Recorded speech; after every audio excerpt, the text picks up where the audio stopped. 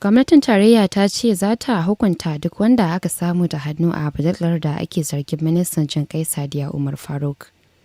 Ministan yada labaran kasar nan Alhaji Muhammad Idris ne ya bayyana hakan biyo bayan zargin da ake mata na sama da faɗi da kuɗin da yawansu ya kai naira biliyan 37. Alhaji Idris ya ce tuni gwamnatin tarayya ta bayar da umarnin zurfafa bincike kan batun. Kuma kamata ya yi 'yan Najeriya su jira sakamakon binciken da kuma matakin da gwamnatin za ta ɗauka.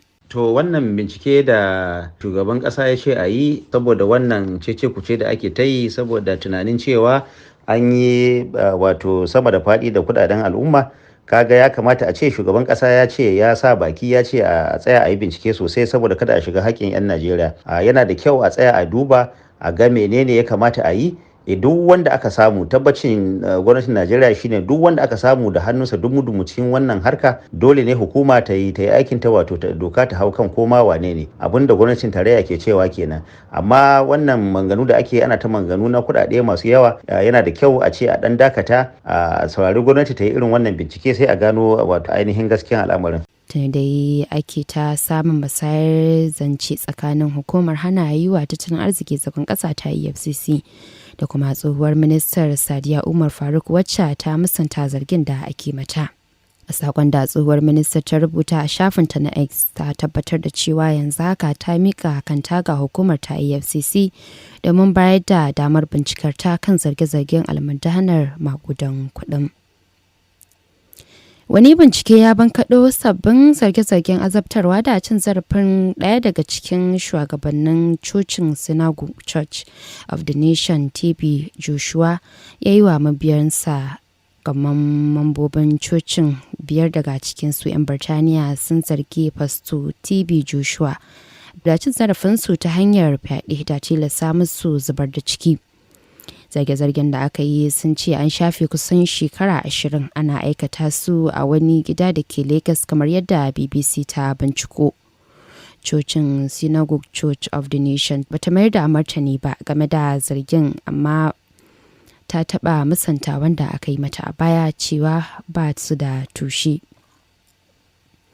'Yan bindiga sun kashe mai garin ƙauyen Wuro Jauro Kabir Gambo a ƙaramar hukumar Yoro ta jihar Taraba. Tun ranar Juma'a ne dai 'yan bindigar suka sace marigayin tare da wasu mutane 17 ciki har da mata 7 tare da fiyadar su maɓoyarsu.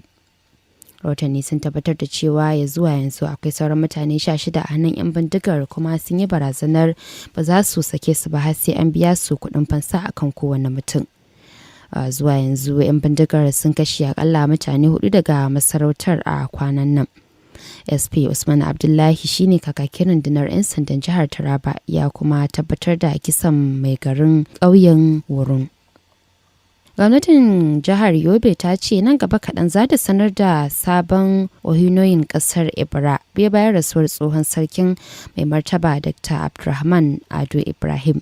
Gwamnan jihar Yahaya Bello ne ya bayyana hakan yayin wani taro da ya gudana da wanda ke takarar kujerar bayan gwamnatin naɗa sarkin ya kammala tantance su.